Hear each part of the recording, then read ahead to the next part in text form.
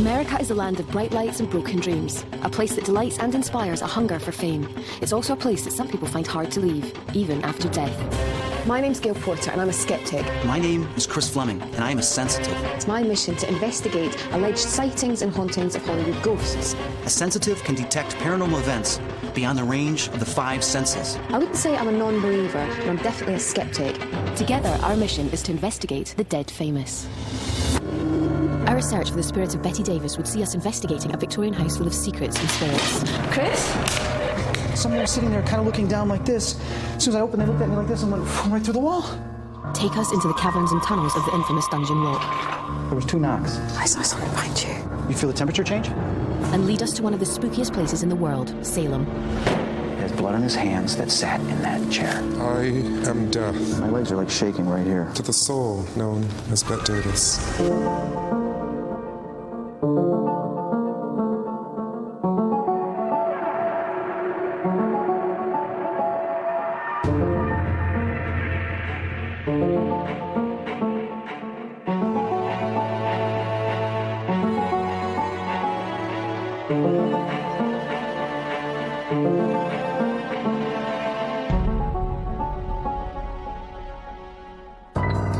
Bette Davis is often referred to as the First Lady of the American screen.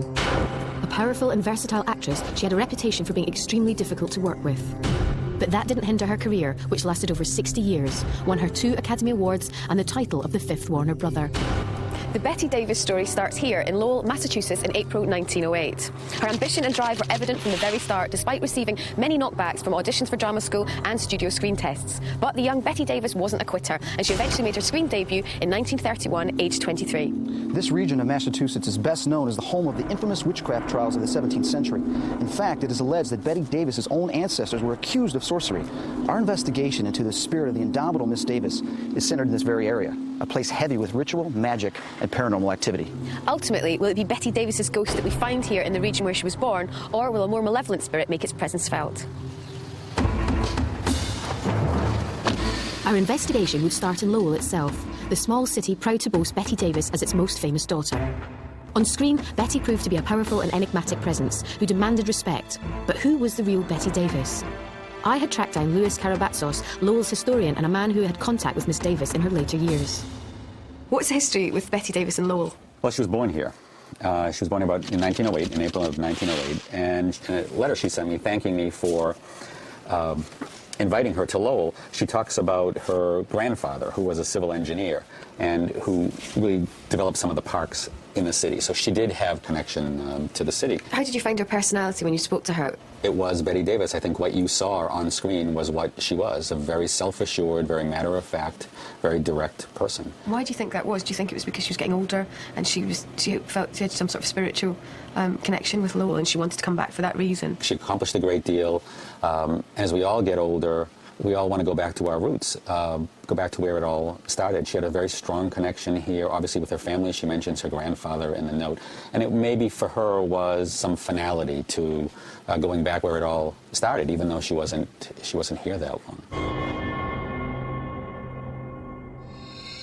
Meanwhile, in Boston, Chris was meeting with Howard Gottlieb, a close personal friend of the formidable Miss Davis. I met her through my friend Faith Baldwin, the novelist. We became great friends, and I saw a great deal of her thereafter. And I was amazed at the keenness of her mind, and of course she was extraordinarily opinionated. And that's what used to get her into a great deal of trouble on occasion, because she expressed herself both privately and publicly on many issues. What was she like as a person? Not a movie star, but as a person. Warm, direct, with people that she liked. Very cool and remote, with people that she felt were attempting to use her in some way. When you picked up the phone and she said, "This is Bette Davis," you knew you were talking to a personality of great magnitude and great magnificence. She had a reputation for being difficult to work with.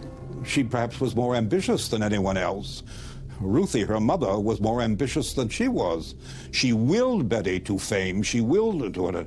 You know, Bette started out in a glove factory at a little town in Massachusetts, in Lowell. How do you think that Bette Davis would like to be remembered? The first lady of film. That's how she would wish to be remembered. Well, and though she's over my shoulder watching me, I still feel she's here. I had been encouraged by the revelations of both of our interviewees. Bette Davis did indeed have a long and memorable association with this area. I felt that if we were to find her spirit, it would be here, in the region she called home, rather than the bright lights of Hollywood. So we headed west across the autumnal landscapes of Massachusetts and the area where Bette went to school. Our destination was a 26-room Victorian mansion. Not only did Bette visit this imposing house when she lived in the area, but it is now owned by the grandson of her chauffeur. There were associations with Bette Davis everywhere. Coincidence, or a sign that our search for her spirit would ultimately be successful? The house was constructed in 1875 by a wealthy furniture manufacturer and was a focal point of the local community when Bette Davis was there. Many celebrities have walked through the vast cavernous rooms. President Coolidge, the famous circus entrepreneur Barnum, and Bette Davis herself. But it's not just celebrities who are drawn to the ominous-looking house. Local legend says that it's haunted. This house is haunted, and that's my expert opinion. It's an exciting house. There are quite a few entities, I think, in this house. And I personally have encountered at least 3 of the entities. Could one of those entities be Bette Davis? Would we find any trace of her spirit here? This is eerie looking. Well, this is it. It's good, isn't it? It's big. Yeah. We entered the looming house to be greeted by the owners, Mark and Suzanne Rowe. Hi. Mark is the grandson of Bette Davis's beloved chauffeur, and they both believe that the house they call home is also home to numerous spirits. Do you mind giving us a wee tour of your house and telling us We'd love to. pleasure. Where the activity starts? Sure. Let's go right on up the main staircase. Yeah. This is the second level of the house, the second floor here, and this is actually where all of the paranormal activity starts. This room over here, in April of 1963, there was a fire in the house. The fire department is literally about 100 yards up the street, so they responded to the call in approximately 15 to 20 seconds they were here. When they converged on the room, which was pretty much simultaneously, the fire was out. It had put itself out. And no one could have put it out. Nobody could have put it out. Unfortunately, the gentleman in the room was dead from asphyxiation, and his bed was burned, and he was burned. There wasn't any fire damage to the walls, the ceilings, or the floors. Zero. None. And that gentleman is still with us today. One night I came up with a plate of food, and I couldn't get that door open. And as I approached it, it just swung open by itself. In this room over here is the former nanny's room. She was a servant, probably in the upper echelon of servants, because she took care of the children in the 1800s. And this room is very, very active. The spirit, who we believe is the nanny, still likes to stay in that room quite a bit now. Her name is Mattie Cornwall. She was originally from Nova Scotia. But this room in here is also noted for its rocking chair that rocks with nobody in it.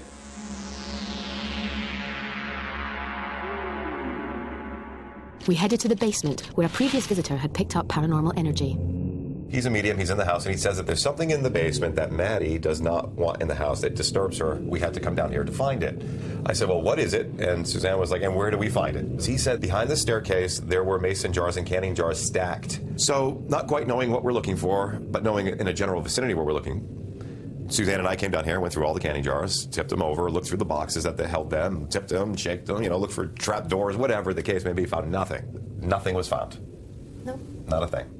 Until the next night, when I came back down and looked again, and had a canning jar that I went to move out of the way to keep looking. And on that canning jar was a label, and on the label was printed the word peaches, but peaches had been crossed off by somebody with a red pen, and above it was the date 1957. But on either side of peaches, printed on the label, were 2 Nazi swastikas. So I figured that this is what he was referring to.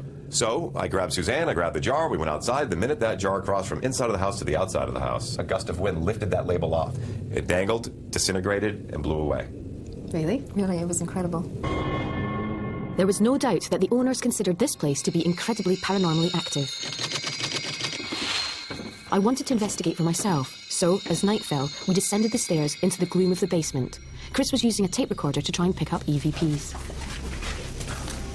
You got cramp? Oh, there's something right here. What is it? It felt like a jab, just a jab. Oh, it's a kitchen. Pierce. A knife thing.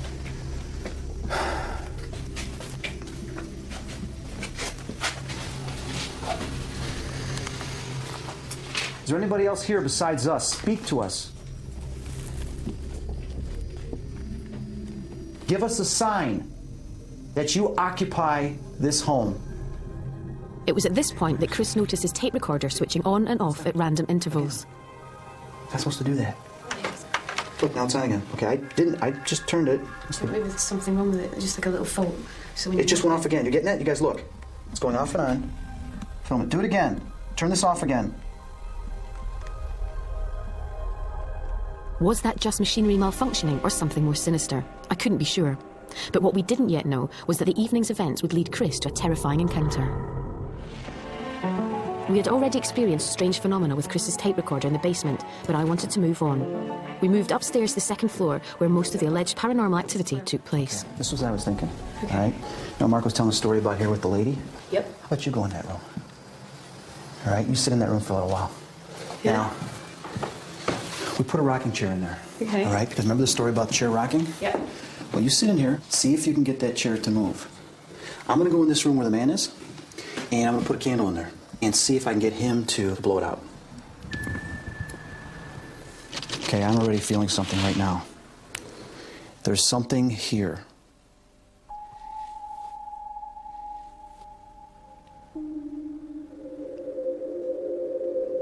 Can you give us a sign that you're here? Please, blow this candle out to let me know, to acknowledge to me that you're here. I know you don't like fire. All right, I'm feeling anxiety right now. Blow out the candle, please. Please blow out the candle. There is actually something quite unnerving about this room. And even although Matty's supposed to be a really nice spirit, friendly spirit, I kind of get the feeling that because I don't actually belong in this house, I don't know, I just get this uneasy feeling that maybe she's not happy that I'm here. Chris, is that you? I know you're in this house. If you're still in this room, give me a sign. Make contact with me.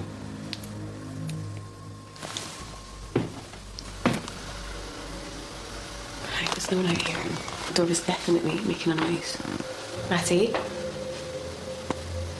If you can hear me, can you give me a sign of some sort? Everything creaks. Give us a sign. Either blow out that candle or make a noise. It's getting colder right by me. My hairs are starting to go in my head, on the back of my neck.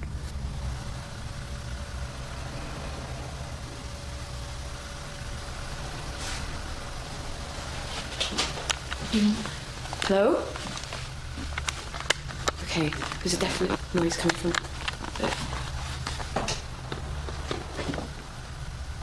Hello?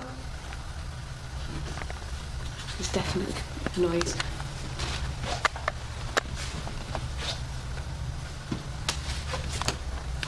Hello? Chris? Is that you? What? Creaking around. No. Okay. There's a creaky floorboard, and then that freaked me out even more than I ran. Oh, so you got freaked out by a noise? Where's that go? It goes into another room. Okay, well, let's go in, all right? Okay. Let's go. Don't like it.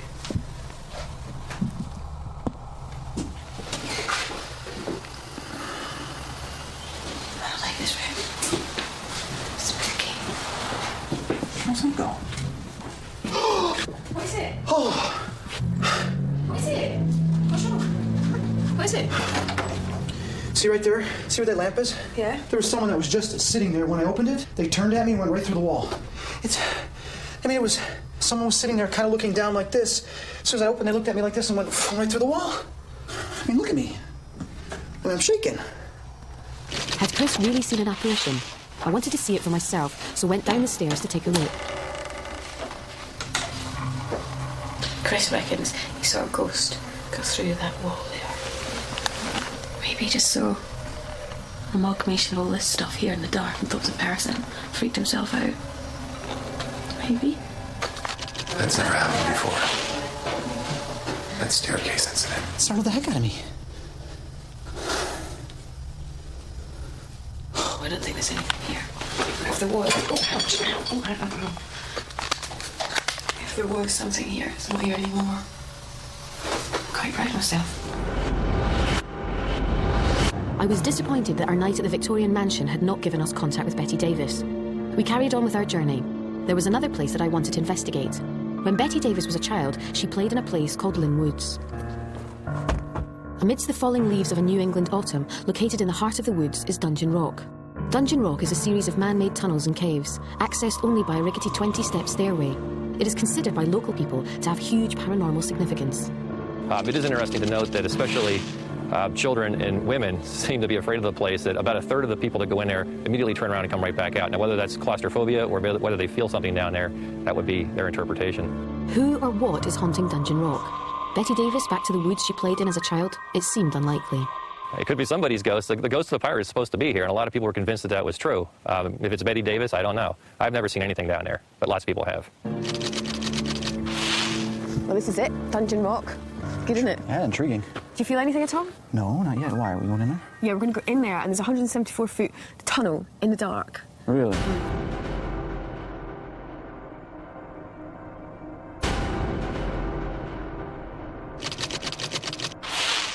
Dungeon Rock's appeal as a playground for children is obvious, but it also allegedly has a more sinister history involving cults, satanic practice and rituals. Really slippy. Be careful. Right? Yeah. What's that on the wall? What is that? Oh, I don't like it, do you?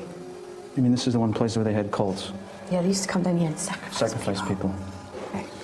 What's down there then? It's like, look at that. Isn't it like all dirt? What is that, all dirt over there? Oh, it's cool. Maybe that's where they buried these people you're talking about. Is there anybody here that would like to communicate with us?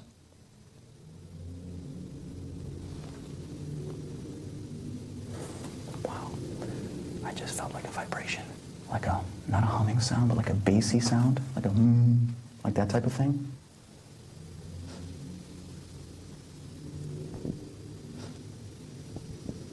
What was that? Who was that? There was 2 knocks. Prove that you're here. Make contact with us.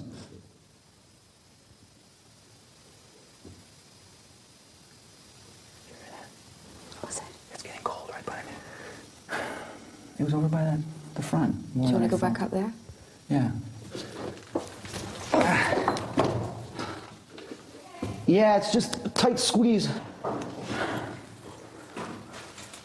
right, you feel the temperature change? Yeah. Wow. Hello, I know somebody's here. How you feeling up there?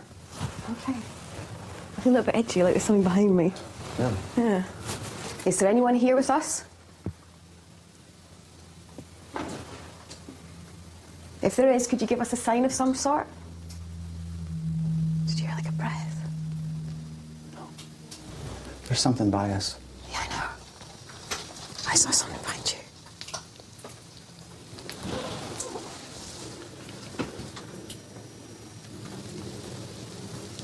Your camera's gone out of focus. Okay, what was that?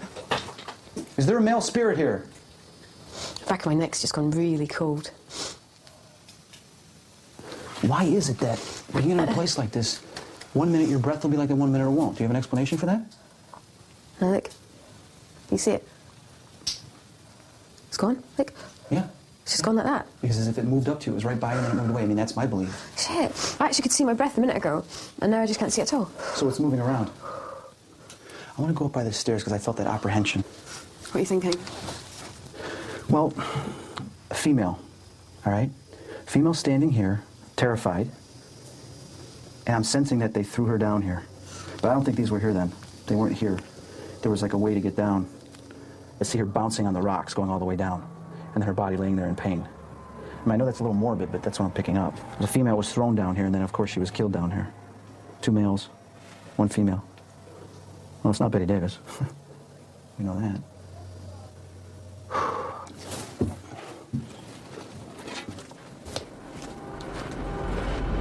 When we look back at the tapes, we saw what appears to be a number of moving orbs.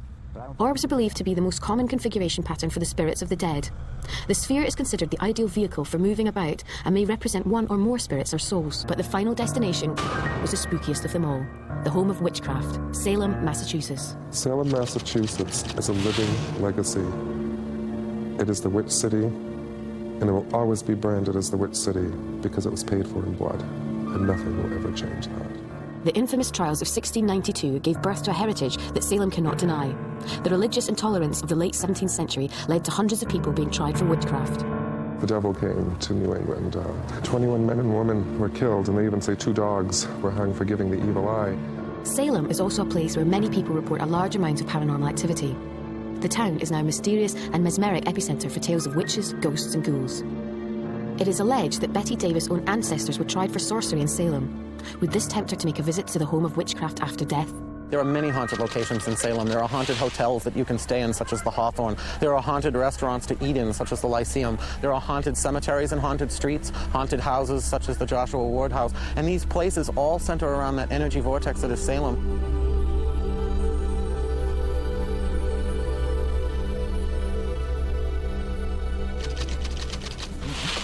Well, I thought we'd come here to Salem because this place here, the Pioneer Village, Bette Davis actually came here to open this place. So I thought it'd be worth our while to come here. But obviously Salem is more famous for the 17th century witchcraft trials. And I've got some pretty interesting people and pretty interesting things for us to do later. I don't like that look on your face. Is it something wicked? No, it'll be fun and unusual. The Witch House, home of Judge Jonathan Corwin, is the only structure still standing in Salem with direct ties to the witchcraft trials of 1692. It's also a place where Bette Davis visited on a number of occasions on visits to Salem, attracted by its dark, macabre history. The Witch House consists of 4 rooms, a living room where the trials took place, a kitchen, and 2 bedrooms, one for the children and the other one for the judge himself. It now functions as a tourist attraction, but if the stories are to be believed, it's not only tourists that roam the creaking floorboards.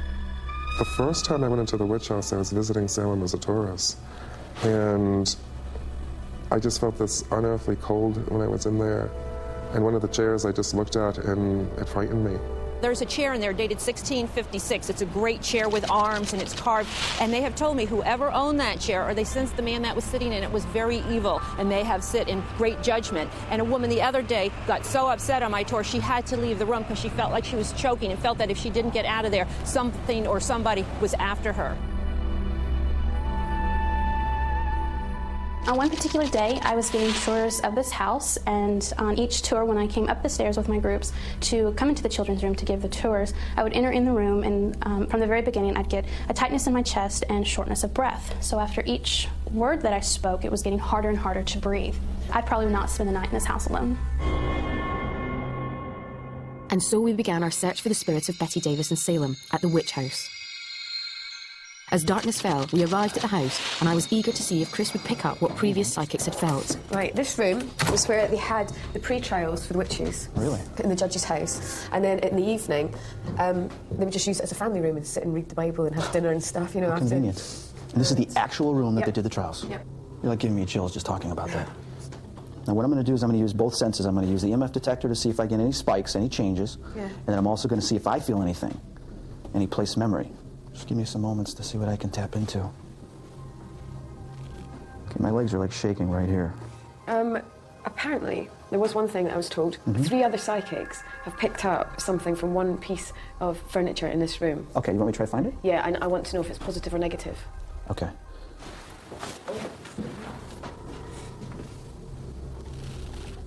There's something about that dark chair, like something with a black cloak, or something that I feel is associated with that. I don't like this chair. I'm feeling blood on the hands of whoever sat here. There's a secret with a man that has blood on his hands that sat in that chair. Okay, now you've been up here already, right? Yeah, and it's the 2 bedrooms. Master bedroom in there, children's bedroom in there. Let's go in there first. Do you want to go in here? Yeah. Okay. Definitely feel different up here than in that other room.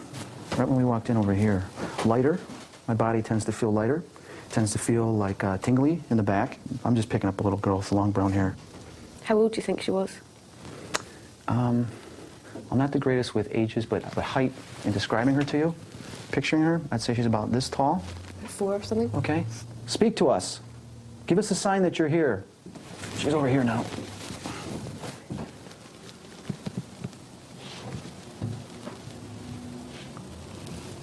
She's right over here. Hi, what is your name? I think she's just a little afraid of us.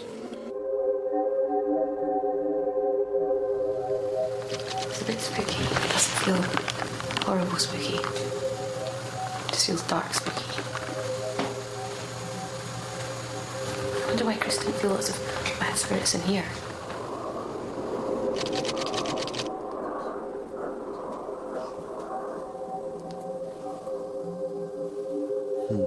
See that right there in the bed? Look at that. Look at that. It's orb in movement. In movement, quickly. Look Look at that. Very rare do you get an orb in movement like that. What was this strange form? Had Chris caught a moving orb on camera? It certainly seemed possible. Let's do a test. We'll see what happens. Nothing. I'm going to do it again. Nope, nothing. Brilliant, brilliant. It's the best thing we've gotten here so far. I would think that most of the evil spirits or bad or angry spirits would come to this room, but maybe they've moved on. Salem was proving to be a fascinating paranormal environment. Bette Davis' ancestors were allegedly tried for sorcery, and I was interested to find out how witchcraft in the 21st century worked. We set off for Gallows Hill, the place where they hung the accused in the 17th century. 30-year-old George has been training to be a witch for 4 years. When the High Witches of Salem consider that someone is ready to become an official witch, they take them to Gallows Hill, where they are initiated into the covenant with an ancient ritual. Gallows Hill, as you know, is a very mystic spot. It's almost like a haunted wood of forgotten lore and lone. It's beautiful. People were intentionally murdered, even though they weren't witches. They were assumed to be witches, that those spirits would tend to haunt Gallows Hill centuries, years later. And it was amazing the amount of photographs I've gotten of ectoplasm and orbs very clearly up there. So there's a lot of ghosts still attached to Gallows Hill. This is a crossroads where 3 roads meet. Traditionally, witches have always met at crossroads. We are totally responsible for our actions, thoughts, and deeds.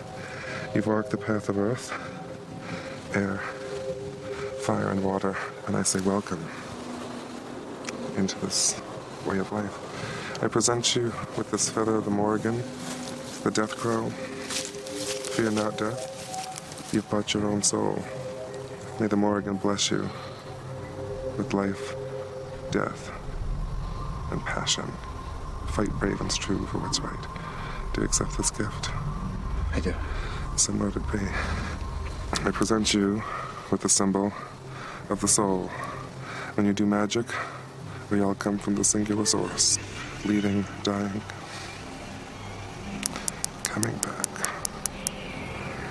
Take this.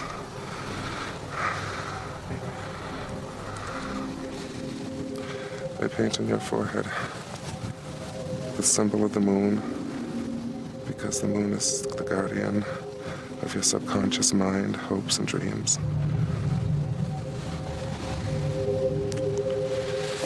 And over your heart, I paint the goblin star, the sign of our people, the 5 points of each element: earth, to air, to fire, to water, back to spirit. So let it be. Behold the god of the witches, Baphomet. For this night in your dedication, you will never be a sheep again following blindly some ministerial or clerical path, but you will be as the goat. Surely this night you are God. Bow to no man and kiss the symbol. And seeing you are born into the world, I wrap you. I welcome you, brother. Congratulations. I'm so proud of you. I really enjoyed that. I want to be a witch. There's many different elements they have to this that I've never seen before. So I'm glad I got to see something like this, see a different side of how people live, how people believe. But kind of a little bit eerie, too. A little bit eerie from the way I was raised and what I believe, but to each his own. I thought it was great. I love it. I'm just going to be a witch now. Okay. All right, Gail, I'm really excited about this. Remember we went to the witch house last night? Yeah.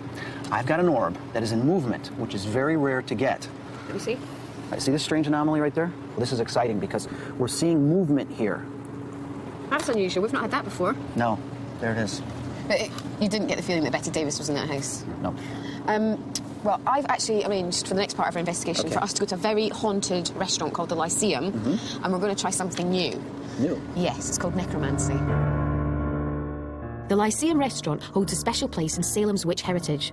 Built on the site of an old apple orchard, it is the building where Bridget Bishop lived, the first witch to be executed. It seemed a good place to use the ancient art of necromancy to try and establish contact with Bette Davis. I think the Lyceum is probably one of the most haunted places in Salem. Sometimes the lights flicker on and off, and sometimes people hear voices. And a lot of the people are convinced that it is, in fact, Bridget Bishop. Once in a while, you have the apple blossom smell, which tends to pervade the building, and that's another sense of her spirit.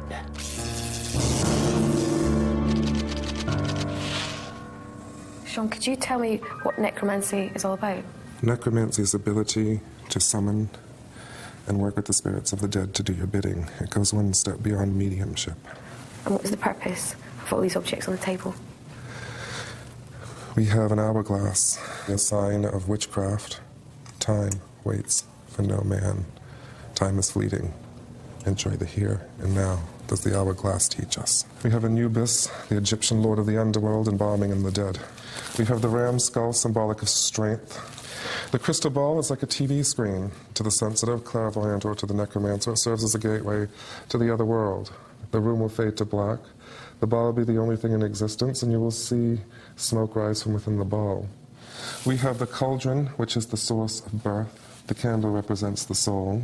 We have the human bones, a chicken foot sacred to voodoo. We have the Morrigan, Celtic goddess of the death, by the skull of a crow. And the most important part of necromancy is the magister of the event. I cast a spell right now of necromancy that whosoever shall look into the eyes of the skull, let them see their own shortcomings. Let them drop their problems and pettinesses of the day and just enjoy today.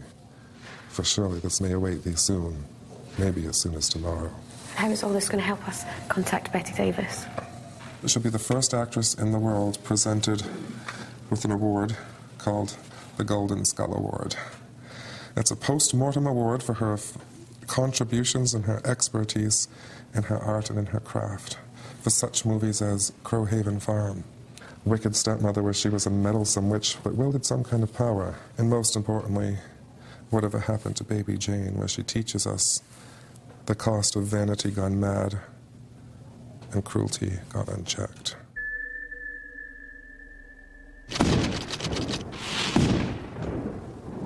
I am death.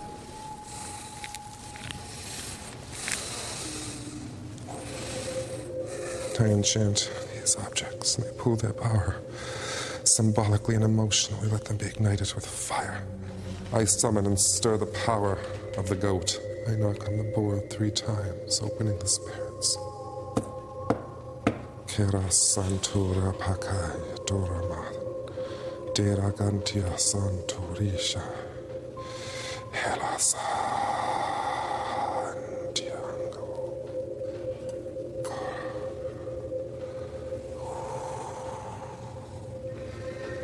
I give an offering to you of honey mixed with belladonna. I feed both the living and the dead with my holy offering. I conjure the spirit that's left within this shell to give a message to Miss Davis. And if it's her will, bring her here. Let my lips touch the lips of death. Brother, work your bidding with me. As I get ready to present Bette Davis with something fun and beautiful, I burn this in your name, through the smoke and through the fire. We give to you what you desire. You stand head and shoulders above your competition, both in life and in death. By the holy rites of Hecate, by the power of Banal, we look for your face in flame and smoke. To the spirit, an eternal flame. To the soul, known as Bette Davis, this award is eternally now in your possession. May your works never, ever be forgotten. So it is spoken, so it is now done. As far as Chris and I could tell, there were no visible signs that Bette Davis had responded to the necromancy. We had felt no cold rushes of air, no unexplained orbs, and we hadn't picked up any EVP. But perhaps that is not the intention of the ritual. What I did know was that it had been an intriguing and unsettling experience, even if Bette Davis hadn't returned for one last curtain call. As we prepared to leave Salem, Chris and I met up to discuss how the investigation had been. Well, we're done with the investigation. So how do you think we did? I really enjoyed this trip. I think it's been my favourite so far because it's been really unusual. Yeah. You know, the sorcery and the rituals, and we learnt lots and we met some really great people. But I'm convinced that we didn't get Bette Davis. I'd agree with you on that, except I did get an EVP at Dungeon Rock. That's not Bette Davis. You know that. That's not Bette Davis. You know that. Yeah, that was a really good one as well. Yeah, but what so is just Bette Davis you not and the known? cameraman, and there's nobody else there, and it's definitely a female voice, and it does definitely sound like someone saying "I'm sorry" right after you said that. And whether that's Bette Davis' voice or not, we'll never know. Like to think so, maybe. Yes.